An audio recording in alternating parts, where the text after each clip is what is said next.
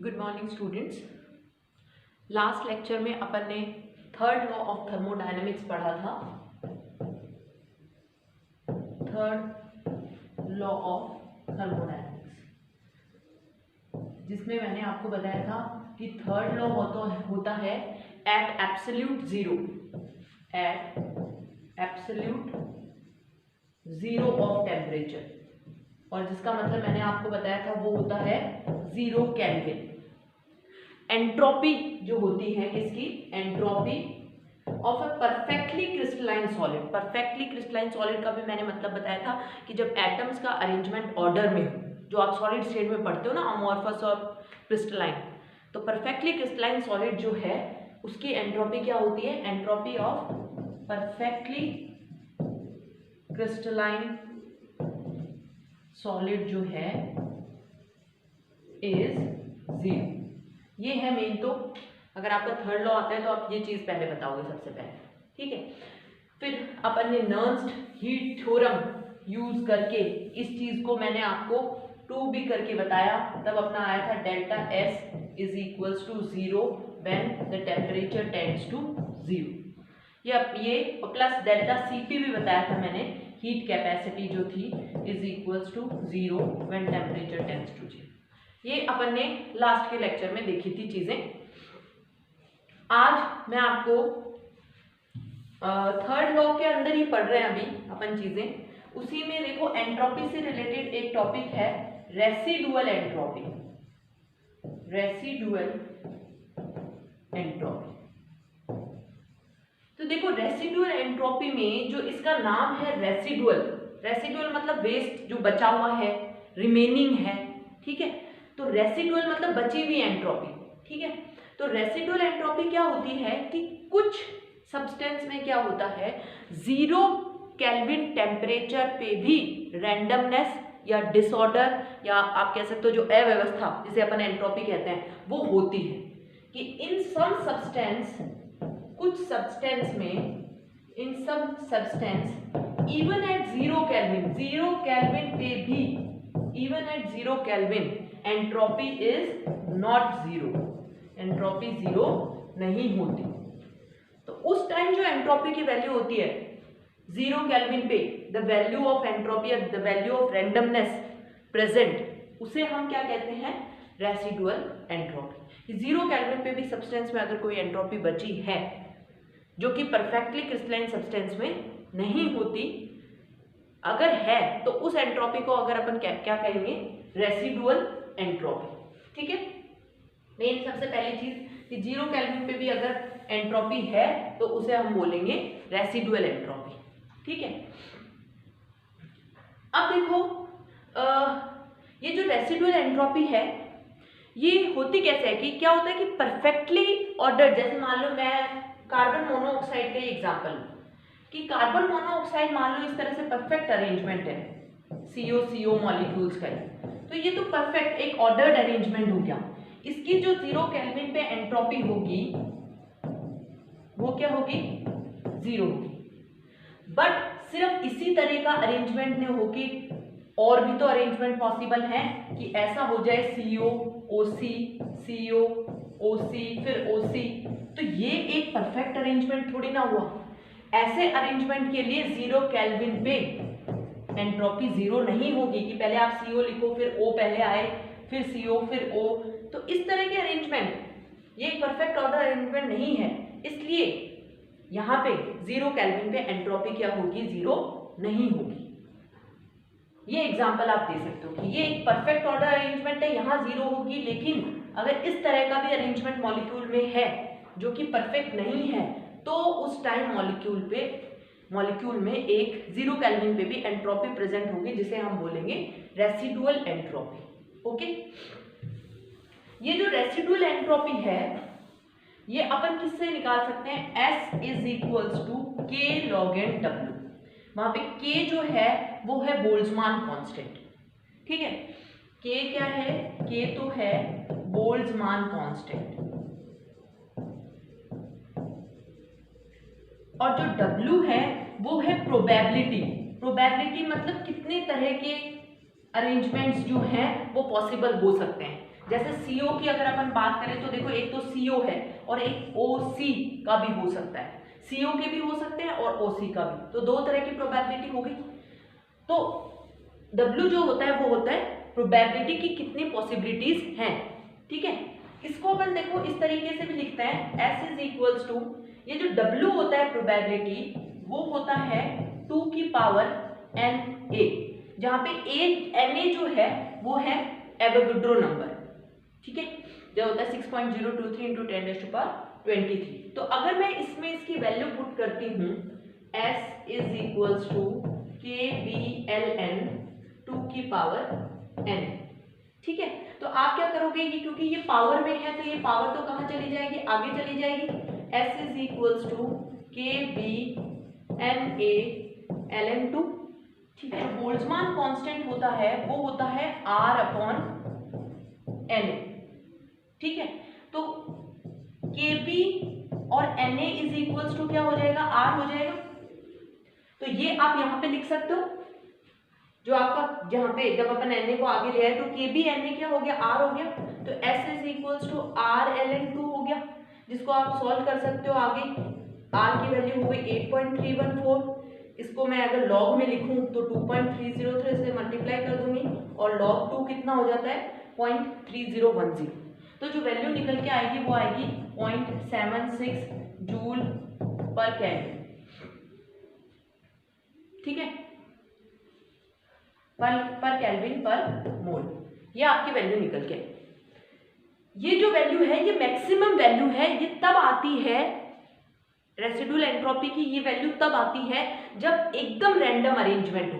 Random arrangement मतलब जैसे बिल्कुल ही बिना सोचे ही मॉलिक्यूल्स को अरेंज किया है, कोई परफेक्ट अरेंजमेंट नहीं है, पहले CO आ रहा है, फिर चाहे 3 OC आ रहे हैं, फिर CO आ रहा है, फिर 5 OC आ रहे हैं, मतलब एकदम रैंडम बोलते बिना सोचे समझे हम किसी चीज को अरेंज करते हैं। तो जब पूरा कंप्लीटली रैंडम अरेंजमेंट होता है ना, तो ये वैल्यू आती है रेसिडुअल एंट्रोपी की। ज्यादातर मॉलिक्यूल्स में हमने ये देखा है कि इतनी वैल्यू नहीं आती, इससे कम ही आती है, ठीक है। तो इसका मतलब कंप्लीटली रैंडम नहीं होते, थोड़ा बहुत तो अरेंजमेंट होता है, थोड़ा बहुत परफेक्ट अरेंजमेंट होता है, लेकिन थोड़ी बहुत इम्परफेक्ट होने के कारण रेसिडुअल एंट्रोपी भी आती है, ठीक है।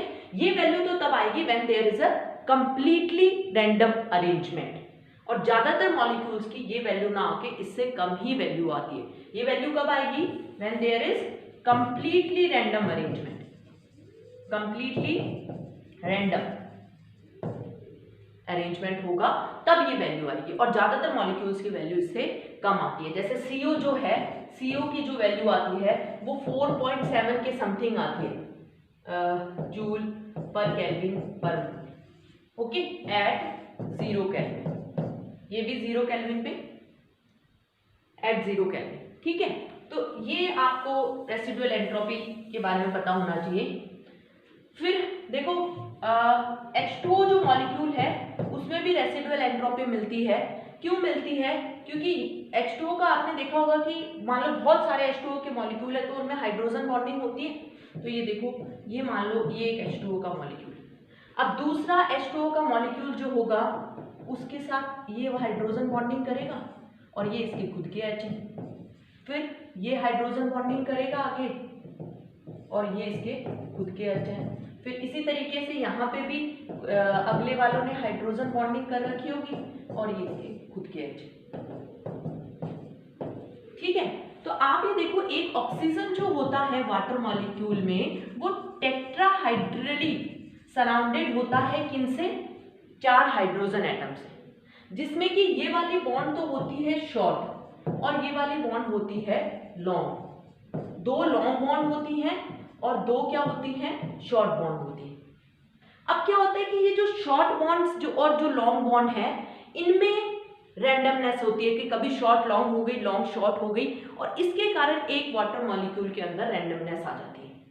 ये जो ऑक्सीजन के अराउंड 4 हाइड्रोजन लगे हुए हैं, इसमें 2 लॉन्ग बॉन्ड होती हैं और 2 शॉर्ट बॉन्ड होती है। इनमें क्या होता है कि कभी इन चारों में से कभी कोई शॉर्ट हो जाती है, कोई लॉन्ग हो जाती है, तो इसके कारण वाटर मॉलिक्यूल में क्या होता है, 0 केल्विन पे भी रैंडमनेस रहती है और उसकी वैल्यू होती है 3.4 जूल पर केल्विन पर मोल। ये होती है रेसिडुअल एंट्रोपी की वैल्यू वाटर के अंदर कब, 0 केल्विन।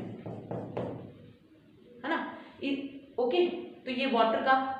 कुछ और भी एग्जांपल है, जैसे H2 मॉलिक्यूल है, उसके अंदर भी रैंडमनेस होती है। क्यों होती है H2 मॉलिक्यूल के अंदर रैंडमनेस? क्योंकि H2 मॉलिक्यूल में दो तरह के अरेंजमेंट हो सकते हैं। एक तो होता है ऑर्थो हाइड्रोजन और एक होता है पैरा हाइड्रोजन। वो डिपेंड करता है दोनों के स्पिन पे। ऑर्थो हाइड्रोजन में तो दोनों हाइड्रोजन के स्पिन क्या होते हैं? पेयर्ड होते हैं। और पैरा हाइड्रोजन में जो दोनों के स्पिन होते हैं वो क्या होते हैं? अनपेयर्ड होते हैं। तो जैसे कोई हाइड्रोजन मॉलिक्यूल है, उसका अरेंजमेंट है, तो कभी ऑर्थो हाइड्रोजन है, कभी पैरा है, फिर ऑर्थो है, फिर पैरा है। इसके कारण 0 केल्विन पे भी परफेक्ट ऑर्डर्ड अरेंजमेंट नहीं मिलता और कुछ रैंडमनेस रहती है मॉलिक्यूल के अंदर। और H2 मॉलिक्यूल में भी हमें रेसिडुअल एंट्रोपी मिलती है। क्यों? ऑर्थो और पैरा हाइड्रोजन के कारण। ऑर्थो और पैरा में क्या फर्क है कि ऑर्थो में तो जो स्पिन होते हैं दोनों दो हाइड्रोजन है, ऑर्थो में दोनों हाइड्रोजन की स्पिन जो होती हैं वो क्या होती है? इस तरह से, एक ऊपर है तो दूसरी नीचे। और पैरा में दोनों की स्पिन क्या होंगी? दोनों की स्पिन क्या होंगी?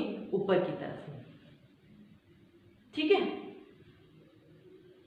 उसी तरीके से एक N2O मॉलिक्यूल जो है उसमें भी रेसिडुअल एंट्रोपी मिलती है। N2O मॉलिक्यूल जो है उसमें देखो एक NNO है, तो अरेंजमेंट ONN इस तरीके से भी ये दो अरेंजमेंट पॉसिबल है।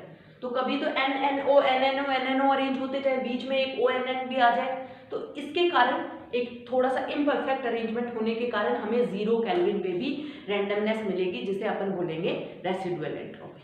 ओके, तो ये टॉपिक है आपकी कोर्स में, इसको आप इसके नोट्स बनाएं। अब अपन रेसिडुअल एंट्रोपी खत्म होने के बाद थर्ड लॉ पे ही एक बार वापस आते हैं। थर्ड लॉ ऑफ थर्मोडायनेमिक्स, जिसको मैंने आपको नर्न्स हीट थ्योरम से बताया था कि कैसे डेल्टा एस जो होता है वो 0 होता है। ठीक है, अब अपन देखेंगे ये थर्ड लॉ ऑफ थर्मोडायनेमिक्स में कि थर्ड लॉ ऑफ थर्मोडायनेमिक्स जो है वो हमें बताता क्या है मोस्टली। देखो ज़्यादातर अभी अपन सेकेंड लॉ ऑफ थर्मोडायनेमिक्स जब से स्टार्ट किया है, थर्मोडायनेमिक्स सेकेंड अपन ने जो स्टार्ट किया उसमें अपन ने ज़्यादातर एंट्रोपी पढ़ी है। और एंट्रोपी में आपने देख लिया, मैंने कहीं पे भी एस नहीं बताया आपको। हर जगह अपन क्या पढ़ते हैं? चेंज ही पढ़ते हैं, एब्सोल्यूट चीज नहीं बताई हर जगह। चाहे मैंने इंटरनल एनर्जी बताया हो या डेल्टा एच बताया हो, हर जगह अपन किसकी बात करते हैं? चेंज की। लेकिन third law of thermodynamics, third law की हेल्प से अपन एब्सोल्यूट एंट्रोपी भी निकाल सकते हैं। एब्सोल्यूट मतलब सिंपल एस की वैल्यू, चेंज नहीं, एट अ पर्टिकुलर टेम्परेचर। ठीक है, चेंज ना निकाल के एंट्रोपी की value at a particular temperature भी निकाला जा सकता है। ठीक है, तो उसी को निकालने के लिए देखो क्या करेंगे कि मान लो एक सब्सटेंस है जो कि 0 केल्विन पे है। ठीक है, और उसका टेम्परेचर चेंज हो रहा है और उसका टेम्परेचर हो गया T केल्विन। ठीक है, अगर हम एंट्रोपी की बात करें तो अगर मैं चेंज की फॉर्म में लिखूं तो एंट्रोपी ऑफ सब्सटेंस, क्योंकि जैसे जैसे टेम्परेचर बढ़ता है एंट्रोपी भी बढ़ती है, तो entropy of substance at temperature T minus entropy at 0।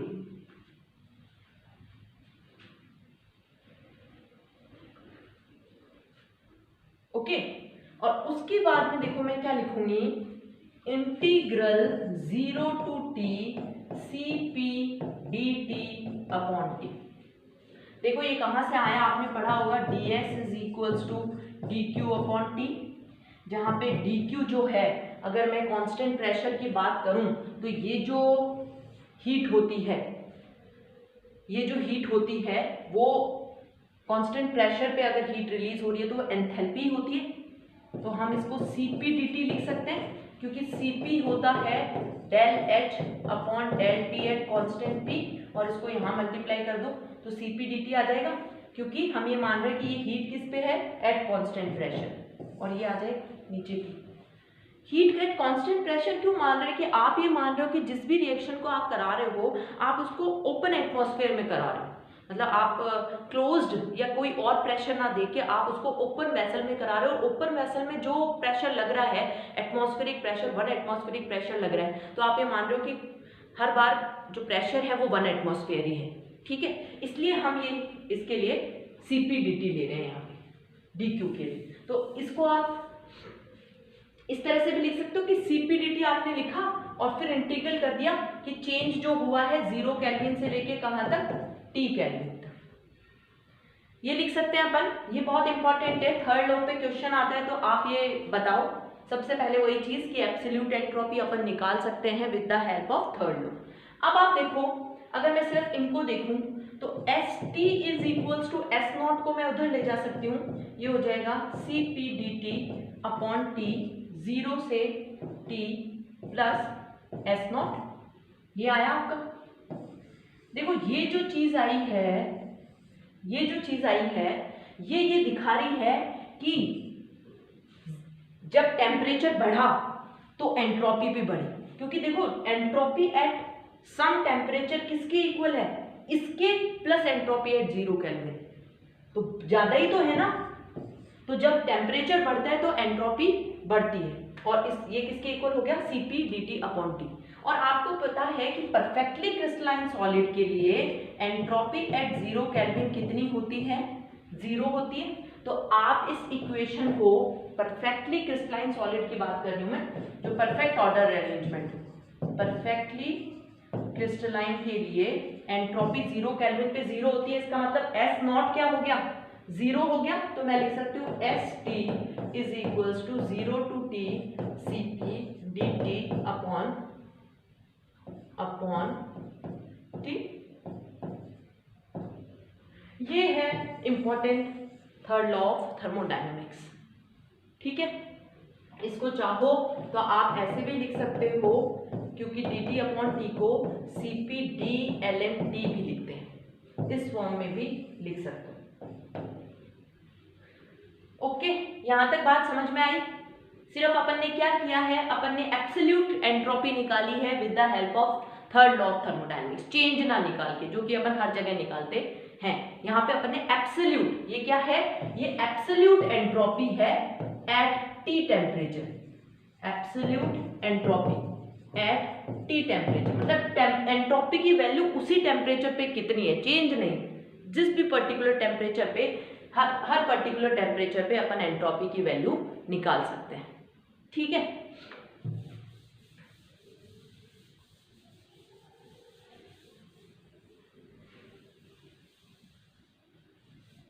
अब देखो ये जो एंट्रोपी की वैल्यू है